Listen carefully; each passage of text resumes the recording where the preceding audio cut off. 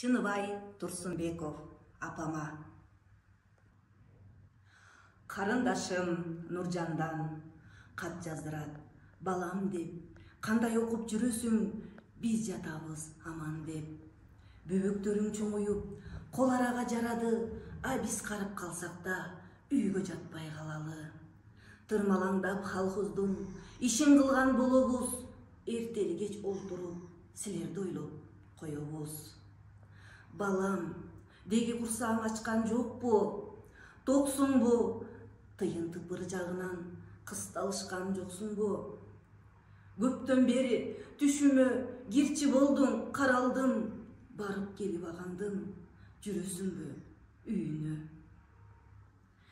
Гүлжанданга кечикти, агаң менен жеңеңдер алып келип балдарын учурашып кетишти. Баса, балам, түндө уюбуз музоо туруптур. Атаң чыкса эшикке жаң эмизип туруптур.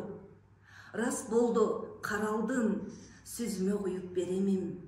Ал каткан тепүтөрүң, аны жатка билемим. Болуптур дейт кулунум, кыштак тегиз жатыптыр. Атаң менен апаңа унутпай кат жазыптыр. Ортосунан бүктөлгөн ушул каттары топ барат, момпо салган апамдын кемсел эле жыттанат.